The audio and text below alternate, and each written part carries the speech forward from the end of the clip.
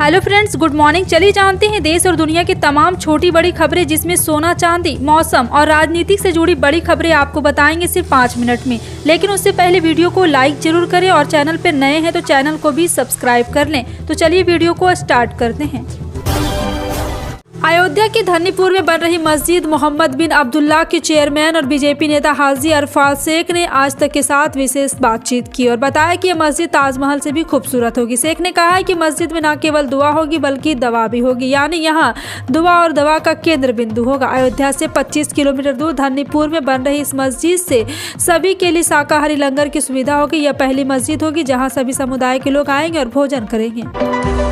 कांग्रेस अलकमान नेतृत्व को लेकर कई नेताओं ने समय समय पर आंखें दिखाई है। साथ ही कांग्रेस का नेतृत्व कमजोर है, इस बात का आभास भी कई बार कांग्रेस नेताओं ने करवाया है। ऐसे ही अब एक वीडियो वायरल झुंझुनू में सूरजगढ़ और कांग्रेसी विधायक श्रवण कुमार का हो रहा है। दरअसल श्रवण कुमार का एक वीडियो वायरल हो रहा है जिसमें वे कांग्रेस की टिकट से ज्यादा खुद के वजूद के दावे कर रहे हैं और कांग्रेस को आईना दिखा रहे हैं। दरअसल ये वीडियो उनके सूरजगढ़ कस्बे में स्थित आवास का है।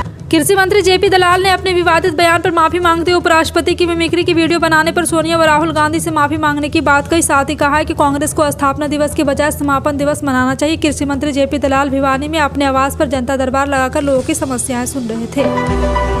भारतीय विदेश मंत्रालय ने जस्टिन ट्रूडो को दो टूक जवाब देते हुए कहा है कि मुख्य मुद्दा आतंकवादी और भारत विरोधी गतिविधियों को दिया गया स्थान बना हुआ हमारी स्थिति स्थिर बनी हुई और आशा है कि वे अपने देश में स्वतंत्रता और अभिव्यक्ति का दुरुपयोग करने वालों के खिलाफ कार्रवाई करेंगे। इसके अलावा विदेश मंत्रालय ने कनाडा के प्रधानमंत्री की टिप्पणी पर टिप्पणी करने से इनकार कर दिया। इसका मतलब साफ है कि विदेश मंत्रालय ने दो टूक कह दिया है कि कनाडा भारत विरोधियों पर तत्काल एक्शन ले। 19 मार्च 2020 का दिन जब प्रधानमंत्री नरेंद्र मोदी ने जनता कर्फ्यू के बारे में घोषणा की और 22 मार्च से तो इसे लागू भी कर दिया गया था, पर किसी ने सोचा भी नहीं था कि एक विकराल दैत्य देश को खाने के लिए बढ़ता चला रहा। अचानक 22 मार्च को सड़कें सुनसान हो गई, गलियों में कोई दिख नहीं रहा, दुकानों के शटर गिर पड़े और माहौल ऐसा भयावह कि लोगों का दिल सहम जाए। सड़क पर कुत्तों के भौंकने की आवाज भी बम के धमाके से कम नहीं लग रहा था। ऐसा सन्नाटा यहाँ पे छाया हुआ था। लेकिन आपको बता दें कि एक बार फिर से वही दौर देश को देखने को मिलेगा अगर हमने लापरवाही बरती, क्योंकि कोरोना के नए वेरिएंट JN1 को लेकर जो खबरें सामने आ रही वो बेहद चौंकाने वाली हैं। धर्मनगरी कुरुक्षेत्र में इन दिनों अंतर्राष्ट्रीय गीता जयंती महोत्सव का आयोजन चल रहा है। इसी कड़ी में 22 दिसंबर को संत सम्मेलन होगा जिसमें देश के संत सम्मेलन में जुटेंगे। इसी कार्यक्रम में देश के गृह मंत्री अमित शाह भी शिरकत करने वाले हैं। डॉक्टर अरविंद यादव ने KDB कार्यालय में पत्रकारों से बात करते हुए कहा कि संत सम्मेलन में देश भर के सभी संतों को आमंत्रित किया गया। वहीं संत सम्मेलन कार्यक्रम को लेकर जिला प्रशासन और पुलिस के आला अधिकारियों ने सुरक्षा व्यवस्था का जायजा लिया और खासतौर पर ट्रैफिक व्यवस्था को मद्देनजर रखते हुए पुलिस के अधिकारियों ने भी जिले की व्यवस्था का जायजा लिया।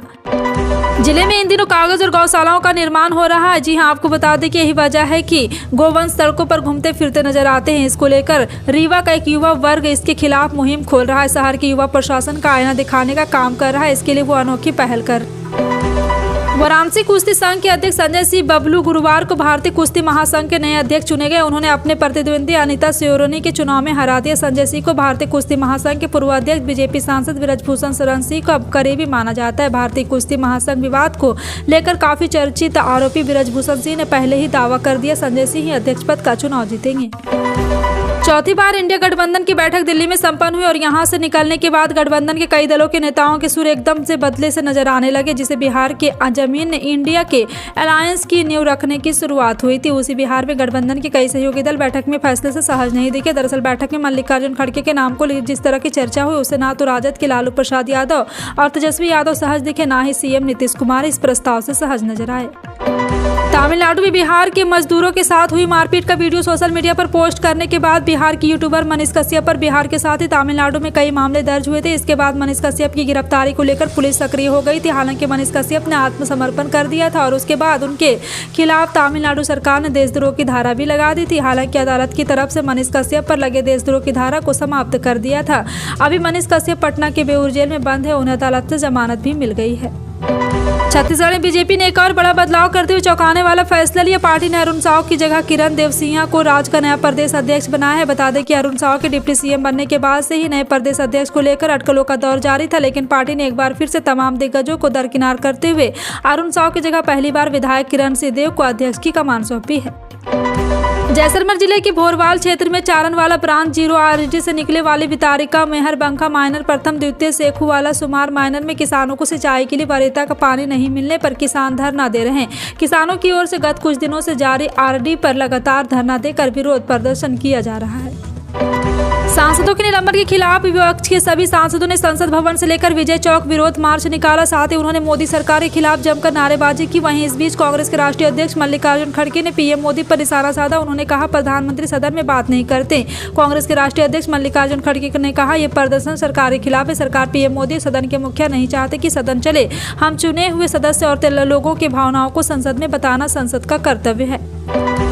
सरकार GPS टेक्नोलॉजी के जरिए टोल कलेक्शन करने की तैयारी करी। अब आपको टोल प्लाजा पर रुककर लंबी लाइन में खड़े होकर टोल जमा नहीं करना पड़ेगा। इसको आपको नेशनल हाईवे से गुजरने के दौरान टोल प्लाजा पर घंटों जाम में फंसे रहने से राहत मिलेगी। इस नए GPS टोल सिस्टम के आने के बाद आपको हाईवे पर टोल प्लाजा नहीं आएगा और देश भर के तमाम हाईवे से जल्द ही सभी टोल प्लाजा हटा दिए जाएंगे। मध्य प्रदेश के पन्ना जिले में किसानों की सैकड़ों एकड़ जमीन की फर्जी रजिस्ट्री करवाए जाने का मामला सामने आया है। जी हां, आपको बता दें कि इस मामले में उजागर होते ही हड़कंप मच गया। मामले के स्तंभ में भारतीय किसान महासंघ महाकौशल के पूर्व जिलाध्यक्ष अंतर्राष्ट्रीय मानव अधिकार ने यहां पे एक्शन लेते हुए कहा है कि इस तरह की घटनाएं लगातार दयनीय बताई जाती है और किसानों को उसका हक जरूर मिलेगा। संसद के शीतकालीन सत्र के दौरान सत्ता पक्ष विपक्ष के बीच आपसी बयानबाजी का दौर जारी। 13 दिसंबर को संसद की सुरक्षा में सेंध को लेकर विपक्षी दल केंद्रीय मंत्री अमित शाह से संसद में बयान देने की मांग कर रहे हैं। वहीं सत्ता पक्ष का आरोप है कि विपक्षी सांसद किसी न किसी बहाने से संसद की कार्रवाई को नहीं चलने दे रहे। संसद के अंदर विपक्षी सांसद कुछ इस कदर हंगामा कर रहे थे कि लोकसभा अध्यक्ष राज्यसभा के सभापति को एक्शन लेना पड़ा। दुनिया भर में खांसी की दवा यानी कफ सिरप से जुड़ी कम से कम 141 बच्चों की मौतों के मद्देनजर भारत में दवा नियामक ने 4 साल से कम उम्र के बच्चों में सर्दी से बचाव के लिए दिए जाने वाले ड्रग कॉम्बिनेशन दवाओं संयोजन के इस्तेमाल पर पाबंदी लगा दी है तथा आदेश दिया है कि दवाओं पर उचित लेबल लगाया जाना चाहिए। समाचार एजेंसी के मुताबिक नियामक कहना है कि नवजात तथा शिशुओं में अस्वीकृत एंटी कोल्ड ड्रग फॉर्मुलेशन के इस्तेमाल को लेकर उपजी चिंताओं के बाद विचार विमर्श किया गया। दिल्ली के मुख्यमंत्री अरविंद केजरीवाल ने ईडी के समन पर अपना जवाब दिया। उन्होंने अपने जवाब में लिखा कि मैं हर कानून समन मानने को तैयार हूं, लेकिन ईडी का यह समन भी पिछले समन की तरह ही गैर कानूनी है। सीएम केजरीवाल ने साथ ही साथ कहा ईडी का यह समन पूरी तरह से राजनीतिक से प्रेरित है। ऐसे में इस समन को वापस लिया जाना चाहिए। ईडी को भेजे। अपने जवाब में सीएम केजरीवाल ने कहा मैंने अपना जीवन ईमानदारी और पारदर्शिता से जिया है। मेरे पास छिपाने के लिए कुछ भी नहीं है। संसद में सुरक्षा चूक का मामला सामने आने के बाद केंद्र सरकार पार्लियामेंट की सुरक्षा को लेकर गंभीर है। संसद की फुल प्रूफ सिक्योरिटी सुनिश्चित करने के लिए सरकार अब CISF को तैनात करने पर विचार कर रही है। इसके चलते संबंधित पक्षों में डिस्कशन किया जा रहा है। केंद्र ने इस बारे में एक बड़ी बैठक की जिसमें दिल्ली पुलिस, CRSF, CRPF और संबंधित विभाग के अधिकारी शामिल हुए। जम्मू कश्मीर हिमाचल में हो रही बर्फबारी के चलते मैदानी इलाकों में गलन और ठिठुरन लगातार बढ़ रहा। पूरा उत्तर भारत इस समय घने कोहरे के चपेट में। ऐसे में भारतीय मौसम विज्ञान केंद्र ने राजस्थान समेत कई राज्यों में ठंड के साथ ही राज्य के कई शहरों में कहीं कहीं हल्की बारिश या बूंदाबांदी होने की संभावना है। सूबे के शेष भागों में बारिश की संभावना काफी कम है। उपराष्ट्रपति जगदीप धनखड़ की मिमिक्री करने के मामले को लेकर राजनीति पूरे जोर शोर से चल रही है। बीजेपी ने इस मुद्दे पर विपक्ष को घेरना शुरू कर दिया। इस बीच बसपा के पूर्व नेता और लोकसभा सांसद कुंवर दानिश अली ने खुद को गाली दिए जाने को मुद्दा बना लिया है। उन्होंने कहा कि गाली देने वाले संसद के अंदर बैठे हुए हैं और सवाल पूछने वाले बाहर। उनका इशारा बीजेपी सांसद रमेश भिदुड़ी की ओर था। सोना भी अपने ऑल टाइम हाई से करीब 896 रुपये प्रति 10 ग्राम सस्ता बिक रहा है। सोने ने अपना ऑल टाइम हाई 4 दिसंबर 2023 में बनाया था। उस दिन सोना 63,281 रुपये प्रति 10 ग्राम के स्तर चला था। आज चांदी का रेट 74,425 रुपये प्रति किलो पर खुला है। चांदी पिछले कारोबारी दिवस पर 73,742 प्रति किलो के रेट पर बंद हुई थी। इस प्रकार आज चांदी का रेट 683 रुपये प्रति किलो की तेजी के साथ खुला है। राष्ट्रीय तेल कंपनी द्वारा हर रोज पेट्रोल डीजल की कीमतें अपडेट की जाती है। 21 दिसंबर 2023 की लेटेस्ट अपडेट के मुताबिक इंटरनेशनल मार्केट में ब्रेंट क्रूड $89.11 प्रति बैरल और WTI क्रूड $73.71 प्रति बैरल पर कारोबार कर रहा, जबकि राष्ट्रीय स्तर पर पेट्रोल डीजल की कीमत में कोई फेरबदल देखने को नहीं मिला। हालांकि राज्यों के अलग अलग शहरों में तेल की कीमतों में मामूली फेरबदल देखा जा रहा है। बिहार डाक सर्किल की ओर से किसानों को प्रधानमंत्री किसान सम्मान निधि की राशि दिलवाने के लिए अभियान चलाया जा रहा है। इसके तहत किसी भी निकटतम डाकघर में एनपीसीआई से जुड़ा आईबीपी खाता खुलवाकर किसान सम्मान निधि की राशि प्राप्त की जा सकती है। बिहार का एक भी किसान राशि पाने से वंचित न रह जाए, इस मुद्दे से विभाग की ओर से यह अभियान चलाया जा रहा है। इसी अभियान को विकसित भारत संकल्प यात्रा से जोड़कर चलाया जा रहा है। इसके अलावा भारत सरकार की आयुष्मान भारत योजना, उज्ज्वला योजना, सुकन्या समृद्धि योजना समेत अन्य योजनाओं का लाभ भी हर घर तक पहुँचाने की पहल की जा रही है। लोग आधार कार्ड, मोबाइल नंबर, न्यूनतम 200 रुपये की राशि से आसान प्रक्रिया से निकटतम डाकघर में खाता खुलवा सकेंगे। राशन कार्ड बना हुआ है तो भैया कुछ जरूरी बातों की आवश्यक जानकारी लेना जरूरी ले, जिससे किसी तरह की दिक्कत नहीं हो। राशन कार्ड धारकों की तरफ से अब शानदार स्कीम चलाई जा रही है, जिसका फायदा लोग बड़ी संख्या में उठा रहे हैं। आपके पास भी राशन कार्ड है तो फिर जरूरी चीजों को समझ ले, जिससे किसी तरह की दिक्कत नहीं होगी। इसलिए जरूरी है कि आप हमारा आर्टिकल ध्यान से पढ़ लें, जो किसी सुनहरे ऑफर की तरह नहीं। अगर आपका राशन कार्ड बना हुआ है और आयोगे की तो फिर जरूरी बातों का ध्यान लें कि मानक तक ऐसे परिवार पीएच अंत्योदय राशन कार्ड का फायदा ले रहे हैं। 31 दिसंबर 2023 तक राशन कार्ड का सिलेंडर कर दें।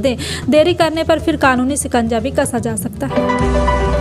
केंद्रीय कोयला खनन मंत्री प्रहलाद जोशी ने कहा है कि वर्ष 2025 तक बिजली क्षेत्र के लिए कोयला आयात घटकर केवल 2% रह जाएगा, क्योंकि घरेलू कोयला उत्पादन में काफी वृद्धि हुई। उन्होंने कहा है कि इस साल कोयला उत्पादन 1 बिलियन टन से अधिक होने की आशा है। भारत का कोयला क्षेत्र के देश की ऊर्जा सुरक्षा में लगातार योगदान दे रहा, इससे हमारी तेजी से बढ़ती अर्थव्यवस्था को बढ़ावा मिल रहा। वे वाणिज्यिक कोयला खदान नीलामी के 9वें दौरे पर आयोजित समारोह को संबोधित कर रहे थे। फिलहाल आपका इन सभी खबरों पर क्या कहना है, कमेंट सेक्शन में टाइप करके जरूर बताएं।